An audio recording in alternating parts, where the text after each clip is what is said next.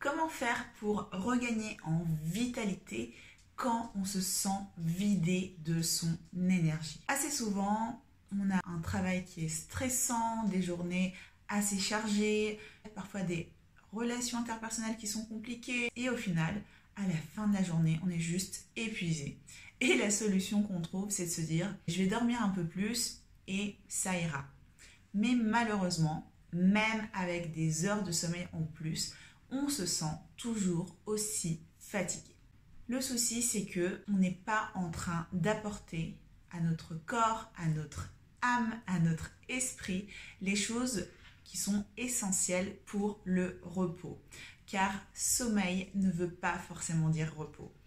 Il y a d'ailleurs 7 façons de se reposer et mon objectif, c'est de te montrer aujourd'hui quelles sont les façons qui vont vraiment te permettre de te ressourcer, de gagner en vitalité et en énergie. Donc ce qu'il faut savoir avant de commencer, c'est que toutes les activités que l'on mène nous prennent une sorte d'énergie.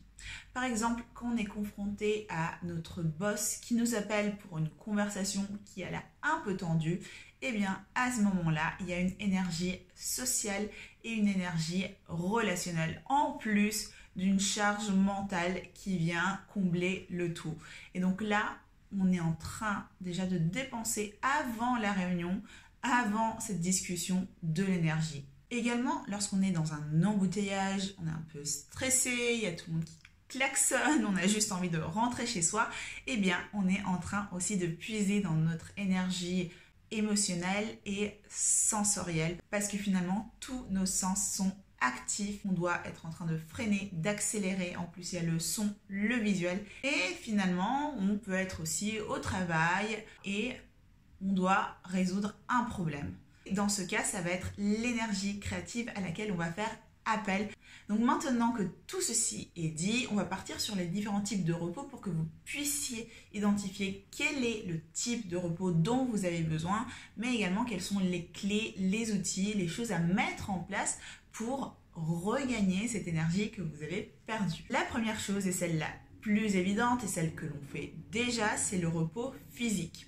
On a besoin d'un repos physique quand on est juste fatigué parce qu'on n'a pas assez dormi, mais également quand nos muscles sont tendus, quand on a mal au cou, aux articulations, et à ce moment-là, on a besoin de se reposer physiquement. Donc, pour se reposer physiquement, il y a un repos qui est passif, c'est juste de dormir ou faire une sieste, et un autre type de repos, c'est un repos actif où on va venir solliciter les muscles à travers des étirements, du stretching ou encore des cours de yoga. Et cela va donc nous permettre de relâcher ces tensions et on va avoir un sentiment de bien-être. Le deuxième type de repos, c'est le repos mental.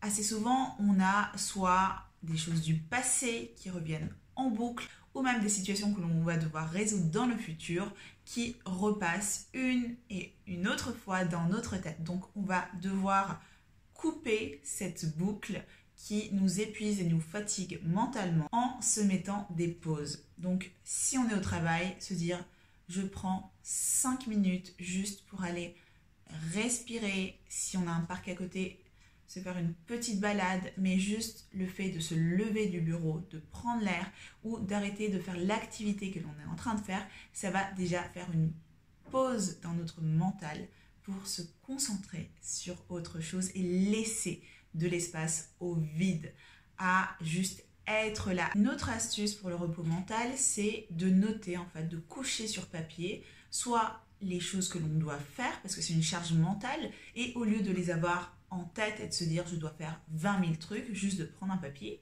et de se faire une to-do list. Ou aussi si on a des inquiétudes, des réflexions, tout déposer sur le papier et comme ça on libère son esprit et on est beaucoup plus tranquille. Le troisième type de repos, c'est le repos sensoriel. Parce que oui, on vit dans une société où on est en suractivité, où on est sursollicité par les écrans, les appels, les publicités, les lumières dans la ville. Le problème, c'est qu'on a une surcharge sensorielle parce que tous nos sens sont sollicités. Donc, je parlais de la vue, mais également l'ouïe, même l'odorat. On est tout le temps et constamment surchargé. Pour faire une coupure par rapport à tout cela, c'est vraiment de se mettre une alarme à la limite toutes les 2 heures. On va prendre juste 2 minutes. on ferme les yeux, on se met dans un contexte qui est calme, pas de bruit, pas de stimuli, pas de personne qui vienne vous solliciter. Juste fermez les yeux, respirez. Vous pouvez également méditer, mais vraiment l'objectif c'est de se couper de toute cette charge sensorielle. Maintenant, c'est le 4e type de repos et c'est en particulier pour les personnes qui travaillent en tant que créatifs ou chefs d'entreprise ou des personnes qui doivent toujours être en train de trouver des solutions, de trouver des idées, d'être dans les brainstorming, dans des réunions et même ça peut être avec les enfants, de trouver une solution pour les aider. Donc c'est une charge finalement qui est présente mais qui est invisible. Et à la fin de la journée, on peut se sentir juste épuisé parce qu'on a essayé de trouver plein de solutions. Donc l'objectif pour pouvoir se ressourcer, c'est de se connecter, mais à un autre type de créativité, on va dire, d'une façon un peu passive. Et c'est-à-dire de se connecter à la nature, de se connecter à un coucher de soleil, au bruit d'une rivière. Ça va nous permettre de couper avec ce mental qui est beaucoup trop actif pour se connecter au moment présent et lâcher toute cette charge. Le 5e type de repos, c'est le repos émotionnel.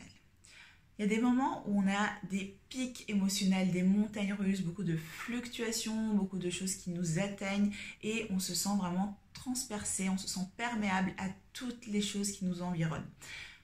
L'objectif, c'est de pouvoir mettre une barrière protectrice et en particulier avec les personnes qui essayent de dépasser nos limites. Donc, généralement, la surcharge émotionnelle vient quand on n'a pas appris à dire non, on n'a pas appris à s'écouter, on n'a pas appris à mettre des limites saines aux autres, on n'a pas appris à s'affirmer et malheureusement, on veut faire toujours plaisir, toujours plus pour les autres, mais moins pour nous. Donc, la question à se poser, c'est est-ce que ce que je suis en train de faire actuellement, ça aide la personne, mais ça ne m'atteint pas négativement. Mais si vous aidez les personnes au détriment de vous-même, là, il va falloir mettre un stop et repenser vos relations, repenser les actions que vous menez. Et pour le repos émotionnel aussi, il est important en fait de se reconnecter à son authenticité, à ses besoins. Et en fait, c'est juste d'avoir le courage de se dire « je vais être moi-même » et je vais arrêter d'avoir cette peur du rejet, d'avoir cette peur de ne pas être à la hauteur, de pas toujours devoir faire plaisir aux autres et de ne pas être aimé aussi par les autres. Donc, c'est de se dire « je suis authentique, je suis telle que je suis » et les personnes qui me voient comme ça et qui m'acceptent, c'est les personnes que je vais garder dans ma vie et les autres personnes, en fait, ça va juste faire un filtre. Et je sais que ça peut faire peur, mais prendre ces décisions, c'est s'aimer soi-même et c'est de se dire, en fait, je vais pas autoriser les autres me déboussoler, m'épuiser émotionnellement. Je vais mettre une limite saine parce que je m'aime. Et ça, c'est s'aimer, se valoriser et se respecter. Et finalement, on a le repos spirituel. Donc le repos spirituel, c'est, on va dire, faire une pause pour se recentrer. Se dire, est-ce que ma vie actuelle, elle a un sens pour moi? Est-ce que je me sens épanouie dans ce que je fais? Est-ce que en fait, je suis en train d'avancer dans la bonne direction? Ou peut-être que je suis complètement paumée et je suis en mode automatique et je ne sais pas où je vais et je me lève tous les matins sans avoir de l'énergie, sans avoir un but et ma vie est morne et voilà, en fait c'est juste faire une pause et se poser ces questions. En fait, si par exemple je gagnais 10 millions d'euros, qu'est-ce que je ferais? Qu'est-ce que vous feriez? Et là, vous allez commencer à avoir des réponses qui vont surgir et l'objectif c'est de s'aligner avec soi-même, de se recentrer. Pour le repos spirituel aussi, ce que vous pouvez faire, c'est de participer à quelque chose de plus grand que vous. Proposer de l'aide dans une association, faire du bénévolat ou aider les enfants du voisin à faire quelque chose, faire de la méditation aussi et au final se recentrer sur ce qui est important pour vous. C'est quel est l'impact en fait que vous voulez avoir sur votre entourage, sur le monde quand vous serez sur votre lit de mort. Quelles sont les choses pour lesquelles vous seriez fiers de vous et quelles sont les choses aussi pour lesquelles vous direz mais en fait je regrette de ne pas avoir fait ça. Et on va tous passer par là. On va tous un jour cesser d'exister. Et au final, qu'est-ce que vous voulez avoir accompli? Est-ce que vous voulez avoir des regrets ou pas? Donc vraiment c'est important de faire une pause pour se recentrer. Bon, en tout cas, j'espère que ma vidéo vous a plu, surtout qu'elle vous a servi. N'hésitez pas à me dire dans les commentaires quel est le type de repos dont vous avez besoin. Et aussi, n'hésitez pas à partager cette vidéo avec d'autres personnes que vous voyez peut-être qu'elles sont un peu épuisées ou un peu fatiguées ou déboussolées ou en surménage ou même en burn-out. Donc vraiment, n'hésitez pas à la partager, c'est tout bénef pour les autres. Et voilà, je vous fais des gros bisous et je vous dis à très bientôt.